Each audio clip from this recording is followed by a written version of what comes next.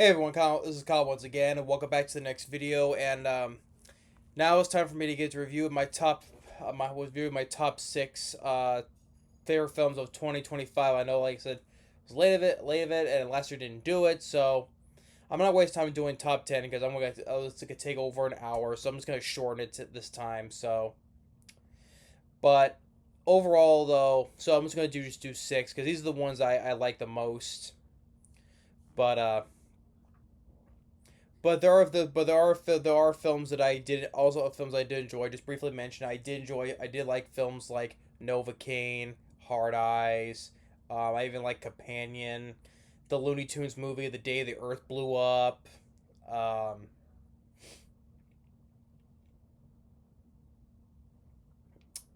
so that's four. So that would be four. So here are the top. Here are the six ones. But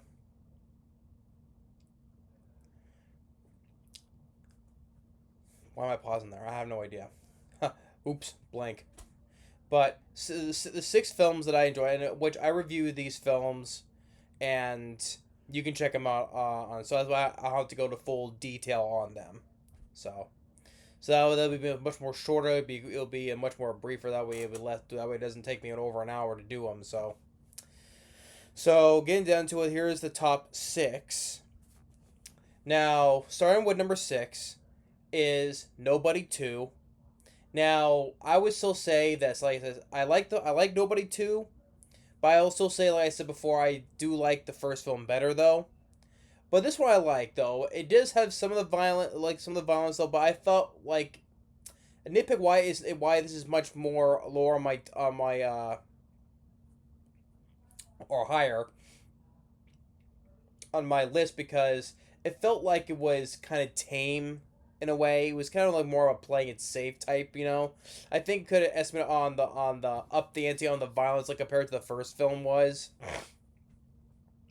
I mean, but there was still some good action sequences in this. Well, like the whole setting of the traps at the finale of the amusement park, we'll set the grenades or the mines in that little ball pit, or even when Bob Odenkirk as him Hutch, he'll slide down the water slide and gets out of the way and lets the trap of the guy slides into these spikes into the water slide, or while the song burn burn burn by the ring of fire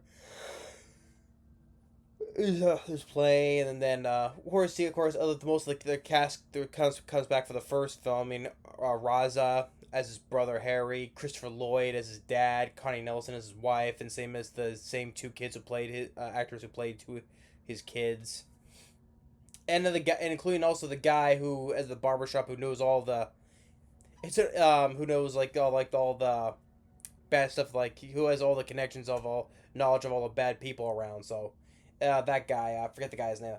He was in the first Resident Evil film. That's where I remember, and also the first Alien versus Predator film. But he's the guy who tells Hutch to go on these missions to pay his debt, though. That's which is another problem because he was paying in debt to do it. That's why he's taking all these missions. But like by the end of the movie, he's still in debt, though. I'm like that part is never brought up again, though. But otherwise, I thought that Bob Odenkirk once again did good. And I know, like recently, like a while back, he had some problems though, which I'm glad he's doing better. And so, and then I think Connie Nelson. I'm glad that she got to do something, especially in the finale. Which he had, which is that Hutch had to be safe because he's getting beat up by these women, and she had to come and save him. But at least, I mean, at least she got something. She got to shoot this dark gun though, so.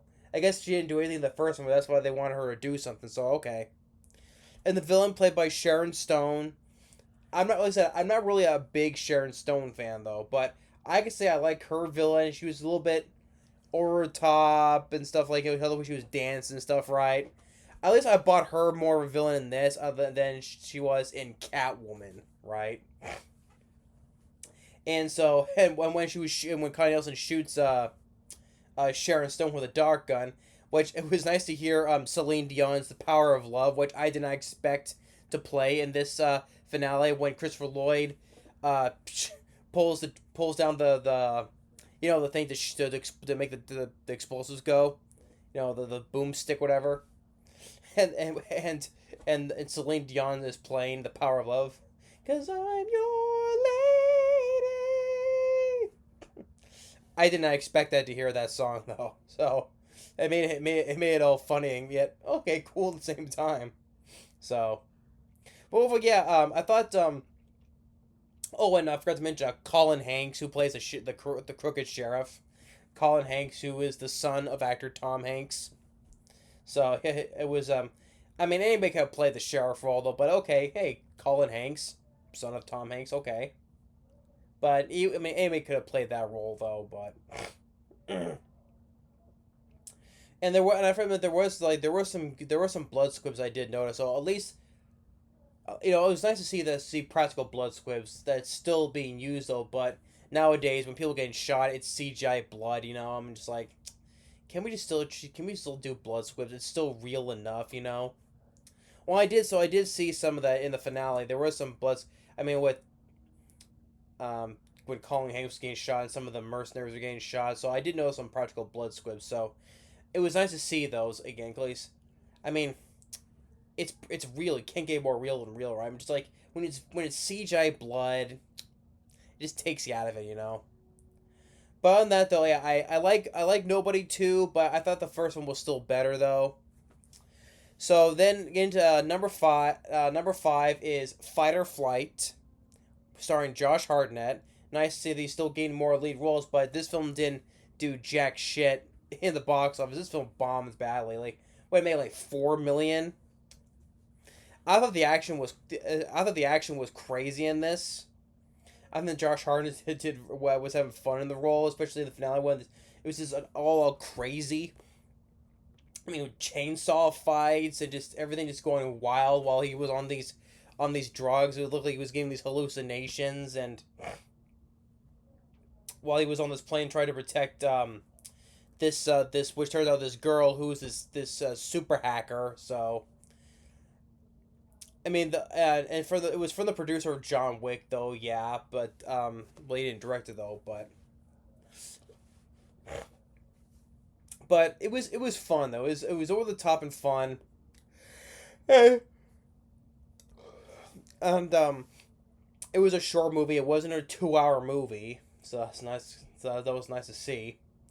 But the action it was so fun over the top. It was just I think it was fun with just with the chainsaw action and then some other good ways to kill when people are getting killed. So and like I said, Josh Hart, he was being he was fun in the role. So let's see, he got to still do more work though. I mean, he was in M Night's Trap, right? I mean, he wasn't the problem. He was doing the best he can in Trap though, but being it's M Night, the film sucked anyway, alright? And I'm just like, of course, another film from M Night that sucked. Well, except for Knock at the Cabin, which I honestly did not mind that film though. I didn't love it. It was not great. Okay, I thought it was decently average. But that doesn't mean I'm not gonna go kissing M Night's ass. No, he's still one of the worst directors. Okay, after he did Signs, that was it. Every film he did since then onward was shit. Okay, and then that's a whole nother tangent though. But it's because Josh and I was in Trap from M Night though. So yeah, I just decided to bring that up again. But other than that though, I like Fight or Flight. This is another one of those.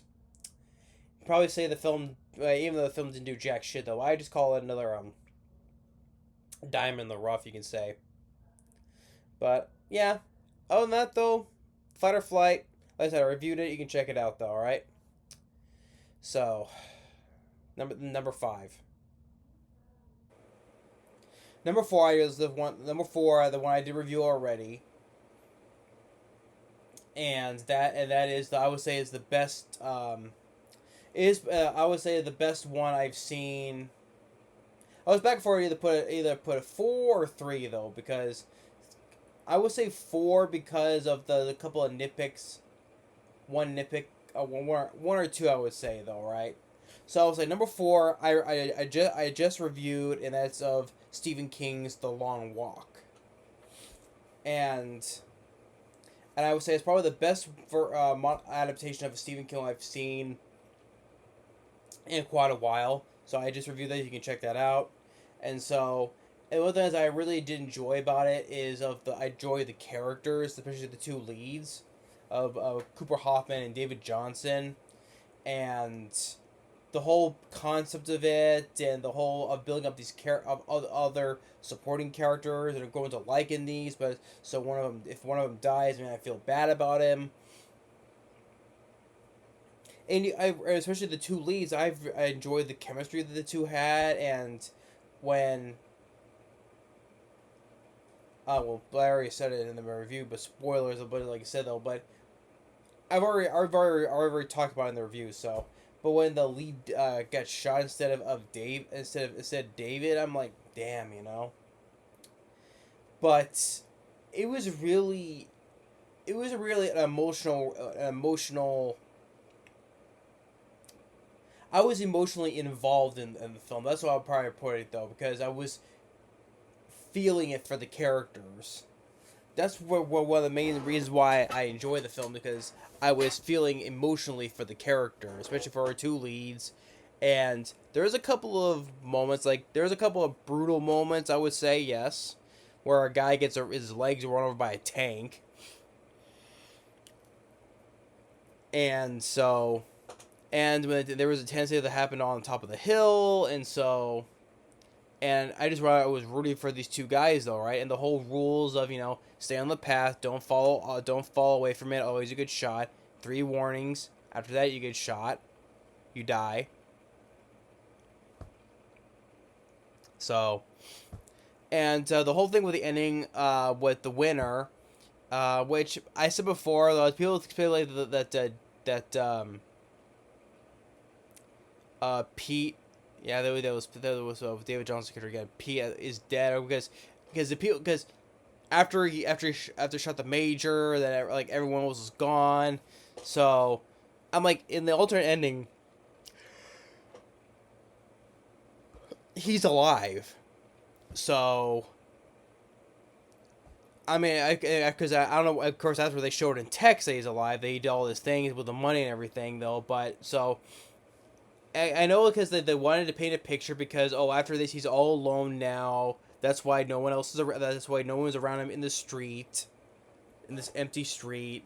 But there were some people behind him in the soldiers, where the soldiers before him and before and even people around him before he shot the major. So maybe it's because,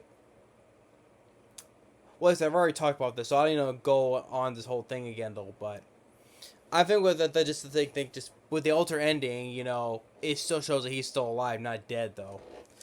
And another thing why I think, let's straighten this out. Why I think why I put this as number 4, because another thing is that what was starting to put a damper on it, because like I said, you have this whole series of drama and thrills of the seriousness that's going on, this whole premise of the movie. The only problem is the major himself. That's played by Mark Hamill. I mean, he was, like I said before, he was awful in this, just acting over the top. Talking like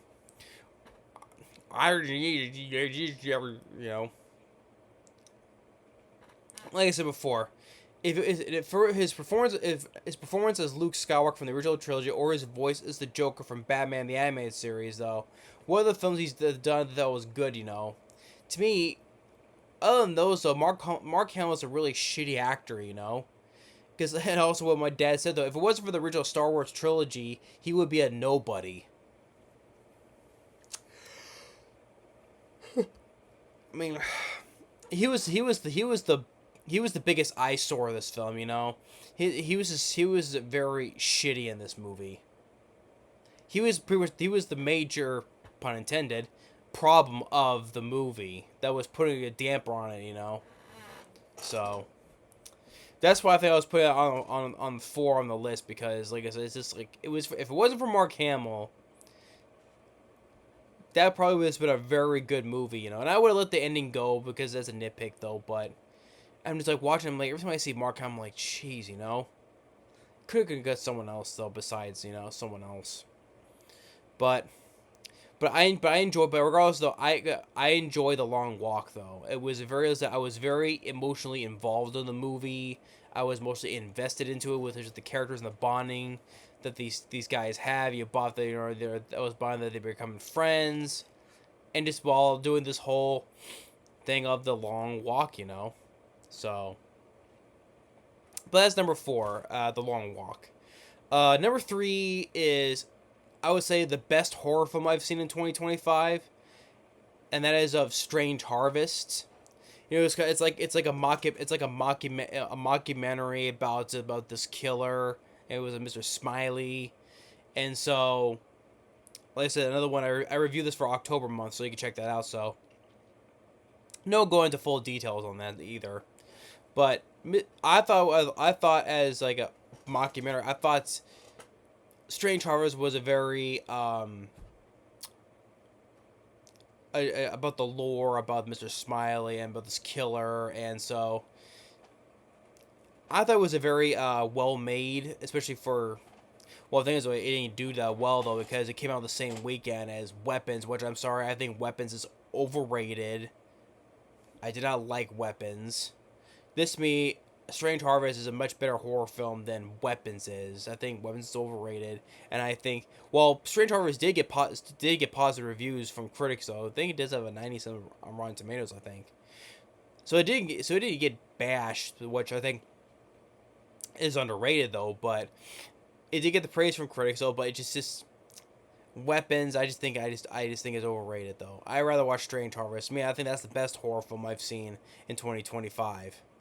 But the whole thing of this, the whole concept of this fake documentary about this killer, just the lore of it and what he does to the people, and so Mr. Smiley. So, but that's what I think is the best horror film of 2025 to me, in my opinion, though. So easily to me better than Weapons. So, but number three is Strange Harvest. Now, number two is the best. I'd probably say that is now considered the highest grossing anime movie of all time now, and that is of Demon Slayer the movie Infinity Castle. And I really enjoyed. I like the Demon Slayer series, and I like the Mugen Train, and so but Infinity Castle, I really enjoyed it. You get. Yeah, the thing is, I think it's an over 2 hour movie. I think. Adjust myself in this. I think. The thing is, it did go at well enough pace for me to not be bored because it was pretty much nonstop action throughout pretty much in this entire movie. But so I can give leniency on its over 2 hour running time though. But Demon Slayer Infinity Castle Part 1. Don't know when Part 2 is gonna come out though, but it was fun. I thought the animation of all the action scenes are very well made. I thought it was very well. I said well made, but it was like, it's excellent. I would say, especially the action scenes are just fantastic, and the characters. Once again, Tanjiro, we see him fighting with all multiple teams, including one of the main villains that's been out there throughout this whole show. And there is some couple of major deaths of some main characters, which I'm like, damn. And part of me, yes, I know it's continuing on with the series though, following the series though, but I wish Nozuko would have been involved, with her demon powers though. But like I said, if you follow the ending of the fourth season, right, you'll understand why though. But I wish you would have been part of the action and helping out though. But we see for a brief moment, we see her just lying in the bed. That's not where she's not in the Infinity Castle. Needed to be treated for her condition though, right? So. Yeah, that's understandable because, like I said, it's continuing on with the story after the fourth season. But the whole thing with the, what was the bad guy's name? Ezmon, rank number 2 was he? Was he rank number 2 or number 3? Because now we get the full backstory before he became a demon, and to where we trained under this instructor. which is actually surprisingly is voiced by Channing Tatum. Really enough, that was surprised to hear Channing Tatum in voicing in an anime film, let alone Demon Slayer of all animes. You know, Channing Tatum really. So, hold on a second.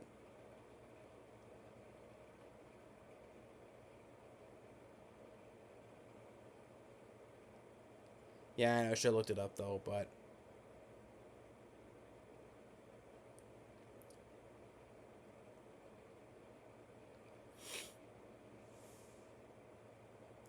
the Akaza.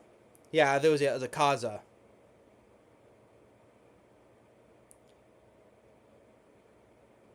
Yeah, he was ranked number 3. Yes. Yeah, because he was the one who took out Rengoku in Mugen Train. Akaza. Yeah, because which Mugen Train was great though, especially the fight between Akaza and Rengoku. It's like he Rengoku gave it his all. Almost destroying him, but at the end, sadly, was not enough though. That was a great fight, let alone sad death though. Because but Akaza, after all, the sun was coming up, and he had to run away. So, but the whole fight between Tanjiro and Akaza, and the other Demon Slayer was with him though. But the fights action scene versus the animation was great though, and we do cut back to other characters who are fighting other demons like Inosuke, and among others. But it was basically focused on the main focus on Tanjiro fighting Akaza. But at least we get Akaza's backstory before he became a demon when he was a human. At least the instructor he taught under was voiced by Channing Tatum. I still find that funny though. But overall, yeah, I really enjoyed Demon Slayer. Like, it got all the praise from critics, and it has become the highest grossing anime film of all time, made over 700 million worldwide, let alone the R-rated animated movie. But it's still the second highest of traditional animation behind the original Lion King film. But yeah.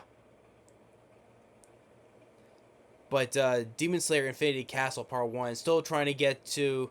They're all still fighting, trying to get to kill the main villain, Muzan.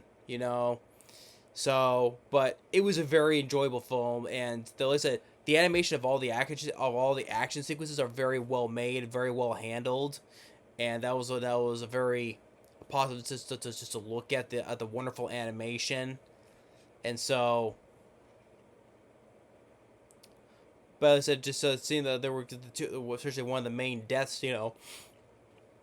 one of the main characters. I'm like, God damn, we lost that character. If anyone's seen Demon Slayer part the movie, you know what kind of character I was talking about. Was like, ah, damn, we lost that character. So, but Infinity Castle Part 1 was really great, So, can't wait to see the Part 2 though. So, but that's number 2. Now number 1, which I enjoy is, which I also read before, reviewed before, and that is number 1 I would say is Magazine Dreams. Magazine Dreams, starring Jonathan Majors, yes, Kang the Conqueror, and which as an actor I liked. I liked him as I'm one of the few. He was the best part of the Ant-Man 3 Quantumanium. He was the best part of the film as Kang the Conqueror. I enjoyed him in Creed 3, to me the best of the Creed movies, which I'm not a fan of the first two, but Michael B. Jordan did a good job of directing the third film, and Jonathan Majors did a good job in Creed 3. And here I think this is easily his best performance he's done. And Magazine Dreams, it was dealing with it with the guys, Jonathan Majors' character, with his state of mind, bodybuilding. At the same time, caring about his grandfather, which is really enough. I mentioned before, his grandfather played by Harrison Page. I'm like, I haven't seen him since, I haven't seen since the first Carnosaur film, or when he guest starred in that episode of Tremors, a series. I'm like, that's him from Carnosaur, really, the sheriff, really. He plays the grandfather. Okay, cool. But Jonathan Majors did a really great job, you know. To me, I think he's the one who deserved an Oscar nomination, but of course, because the Oscars are say the Oscars are a bunch of pricks, you know. You could say they're all full of shit. They're all full of shit nowadays. So I'm not surprised. Probably because you know if they did see this his role in this, they probably wouldn't give him a nomination because of all the crap he done. You know, the controversies with him. You know, he's guilty or is he not? You know, he did all these abusive things, domestic abuse and all that stuff and all that. You know, guilty or not though, but I mean, just like it's nice that he did this. Even though it said like he did 2023, whatever, it came out 2025. That's why I say because it appeared in a festival in 2023 or 24, whatever. It came out 2025 wide release. I put it in this though. So like I said, I reviewed this film, so you can check out my full details on it though. But Jonathan Majors did a really great job, you know. So easily the best performance he's done. I think he should have got an Oscar nomination for this though, but I don't think they will because they think because look what happened with the allegations and stuff like that. So bull crap. The Oscars haven't been that worth a shit in over 20 years. So, but Magazine Dreams is my number one film. The more I thought about it, though, because it was really a great dramatic performance from Jonathan Majors. That was the biggest selling point from him. So yeah, so the top four films I enjoyed from 2025: The Long Walk, Strange Harvest, um, Demon Slayer, Infinity Castle, and then Magazine Dreams. So those are my top four favorite films of 2025. So I hope I was a little late on this, but that's why I shortened the list by doing four. So if I did, like I said, it would take me like over an hour, and I wasn't gonna do that like I did with my top 25 worst of 2025. So I'll stick with four. I did with four for this. So yeah. So just to recount: The Long Walk. Um, why does Drew blank? I just said it a few seconds ago. The Long Walk, Strange Harvest, Demon Slayer, Infinity Castle, and Magazine Dreams. So those are my top four favorite films of 2025. But in my opinion, though. But anyway, hope you enjoyed this video. Maybe you'll agree with me on a couple of them, though. But we agree to disagree, though. So thanks for watching. Stay tuned for more, and we'll see you next time. Later.